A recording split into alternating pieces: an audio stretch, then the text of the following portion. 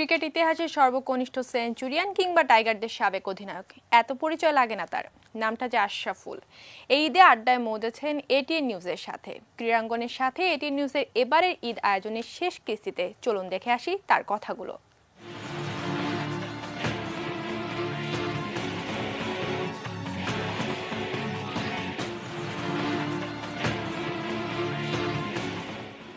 দর্শক, ঈদের এই বিশেষ আয়োজনে আজ আমাদের সাথে থাকছে বাংলাদেশ দলের সাবেক অধিনায়ক মোহাম্মদ আশরাফুল। তার সাথে কথা বলবো ঈদের সময় তার কিভাবে কাটছে এবং ক্রিকেটে ফেরা নিয়ে। দর্শক, চলুন তার আগে মোহাম্মদ আশরাফুলের ক্যারিয়ার এক নজরে দেখে আসি। জন্ম 7 জুলাই 1984, টেস্ট অভিষেক 6 সেপ্টেম্বর 2001।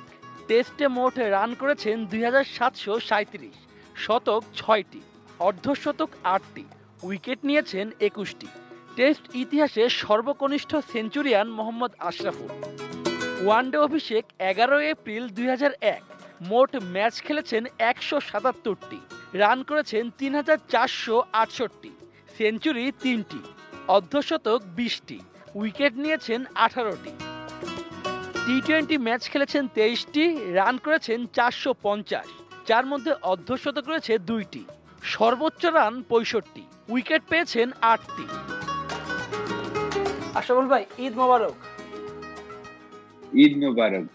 আপনি তো বাংলাদেশ ক্রিকেটের অনেকের কাছেই আদর্শ এবং বাংলাদেশের খেলোয়াড় থেকে শুরু করে যারা সমর্থক আছে আপনাকে অনেকেই পছন্দ করে। ঈদ উপলক্ষে আপনার কাছ থেকে অনেক কিছুই জানতে চাই। আমার কাছে প্রথম প্রশ্নটা হচ্ছে, করোনাকালে কিভাবে সময় কাটছে আপনার? এবারের ঈদটা রোজার ঈদ থেকে আমি বলবো যে নর্মালি ছিল, কারণ আমার বাসার নিচে গরুর হাট বসেছিল নারাদিয়া। তো এখানে প্রচুর গরু আসতে দেখেছি, প্রচুর মানুষ এসেছেন। শেষের দিকে আপনার গরু পাওয়া যাচ্ছিল না, সব গরু শেষ হয়ে গিয়েছিল। তো এখন আমার কাছে মনে হয় আসলে নর্মাল লাইফই আমরা লিড করছি। একদমই বোঝা যাচ্ছে না যে বাংলাদেশে আমরা একটা মহামারীর মধ্যে আছি, এটা একদমই বোঝা যাচ্ছে না। তো আমিও ঠিক সবার মতো নর্মাল ভাবেই চলাফেরা করছি। আসল ভাই, করোনা কালে কিভাবে অনুশীলন করছেন? আমার বাসার সামনেই আফতাবনগর একটা একাডেমি আছে, গোরান ক্রিকেট একাডেমি। আমি লাস্ট 5-6 বছর এখানেই আসলে ট্রেনিং করে করছি আর কি। তো ঈদের আগে আমরা শুরু করলাম নতুন করে পিচ তৈরি করে, নেট তৈরি করে, মাঠটা রোলিং করে।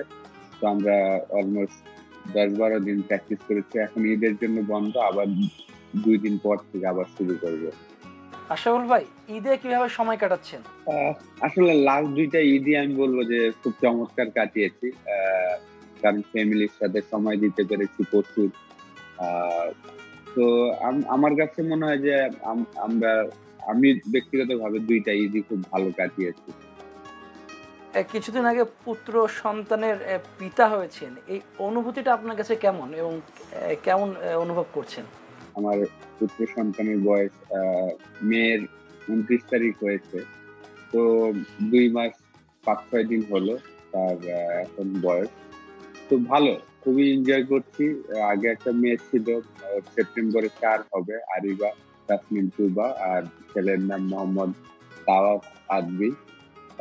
তো এবং আমার ভাইয়ার ছেলে মেয়ে তানজিল তাবাসসুম, ওদের নিয়েই আসলে সময়গুলো কাটাচ্ছি। আসরের পরে ক্রিকেট খেলি বা ঘুরি উড়াই, এইভাবেই আসলে সময় কাটাচ্ছি। খুবই ভালো সময় কাটছে আমি বলবো। আসল ভাই, দর্শকরা আপনার মুখে গান শুনতে চাই, কারণ আপনার অনেক ভক্ত রয়েছে, তারা ক্রিকেটের বাইরেও আপনাকে অন্যভাবে দেখতে চায়। তাদের উদ্দেশ্যে গানের 2টা লাইন যদি একটু শোনাবেন। আসলে আমি সবসময় এই একটা গানই গাই, একদম ছোটবেলা থেকেই। যখনই বলা হয় আমি এই গানটা আমি সবসময় গেয়ে থাকি। আমার কাছে মনে হয় যে এই গানের মিনিং গুলা আমি মনে করি যে আমি আসলে এরকম ধরনের মানুষই নিজেকে মনে করি। ওই আমি তো এক সাধারণ একজন, অতি সাধারণ এই মন। ওই আমি তো সাধারণ একজন, অতি সাধারণ।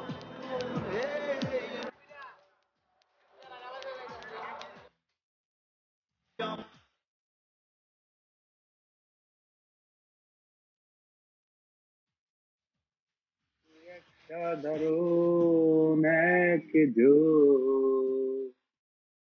অতি সাধারণ এই মন, অথচ আমার ভালোবাসা সাধারণ। ও বন্ধুরে, একবার ছুঁয়ে দেখো ইচ্ছেগুলোকে। অসংখ্য ধন্যবাদ আশরাফুল ভাই। আপনার গানের কথাগুলো খুব সুন্দর ছিল। আশরাফুল ভাই, খেলার বাইরে কোন কাজটি আপনি খুব ভালোভাবে করতে পারেন? ক্রিকেটের বাইরে, খেলাধুলার বাইরে। খেলার বাইরে আমি যে কোনো জায়গায় গেলে আসলে আড্ডা মারা বলেন আর কি, আমার খুব পছন্দ যে যে সবার সাথে আড্ডা মারাটা একটা পছন্দ। আর বাসায় যদি বলেন, আমি সবসময় গুছানোটা খুব পছন্দ করি। গোছানো জায়গা আমার খুব পছন্দ আর কি। এলোমেলো আমার পছন্দ না একদমই। তো নিজের ঘর তো আমি সবসময় চেষ্টা করি যে গুছিয়ে রাখার। যেটা আমি যদি ট্যুরেও যাই, আমার রুম যদি আমি সবসময় গুছিয়ে থাকতে পছন্দ করি। আশরাফুল ভাই, জীবনের সবচেয়ে কঠিন সময় কোনটা আপনার গিয়েছে?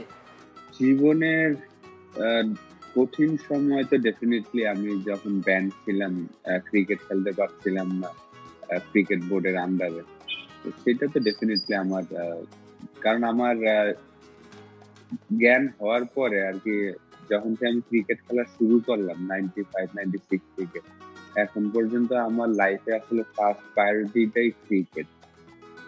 তো যেহেতু আমি ক্রিকেট, এবং আমি মনে করি যে মরার আগ পর্যন্ত আমার ফার্স্ট প্রায়োরিটি ক্রিকেটই থাকবে। তো সেটাই সবচেয়ে টাফ টাইমটা আমি বলবো যখন আমি খেলতে পারি নাই, তখনই আমি বলবো আমার লাইফের সবচেয়ে টাফ টাইম গিয়েছে। আশরাফুল ভাই, বয়স 36 পেরিয়েছে, এরই মধ্যে জাতীয় দলে ফেরার আশা এখন করেন কিনা?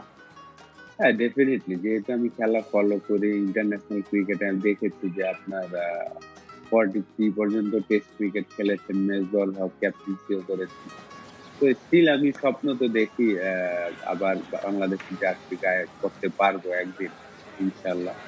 তো সেটা একদম আসলে শেষ স্টেজ।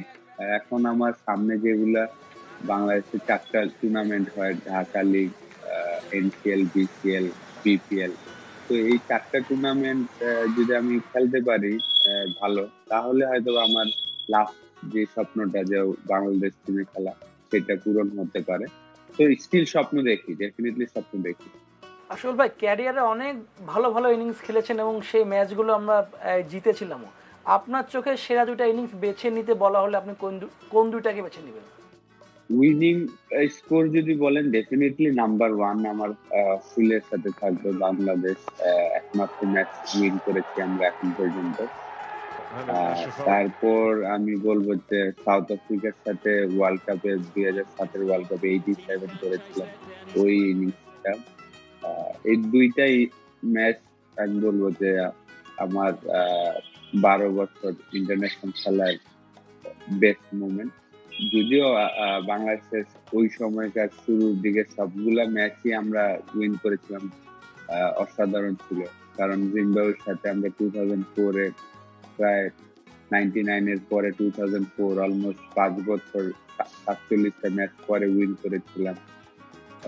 তো সেই ম্যাচেও ম্যান অফ দ্য ম্যাচ হয়েছিলাম। তো সেটাও স্পেশাল আমি বলবো। কিন্তু সাউথ আফ্রিকা এবং অস্ট্রেলিয়া এই দুইটা ম্যাচ আমি বলবো যে অন্যরকম ফিলিং। আরো কত বছর খেলতে চান? এখনো আমি মনে করি যে আরো 3-4 বছর ডোমেস্টিক ক্রিকেট খেলার মতন এবং ইন্টারন্যাশনাল খেলার মতন আমার ফিটনেস আছে। তো চেষ্টা করে যাব, যেহেতু আমি এখন ইন্টারন্যাশনাল টিমে নাই, তাহলে আমার হয়তো আমি চেষ্টা করে যাব আরো 3-4 বছর। ক্যারিয়ার শেষের পরে কোন কাজটি করতে চান এবং কি পেশা হিসেবে নিতে চান? ক্যারিয়ার শেষে আসলে আমি ক্রিকেটের সাথেই থাকতে চাই মরার আগ পর্যন্ত, কারণ আমি খেলাটাকে প্রচুর লাভ করি।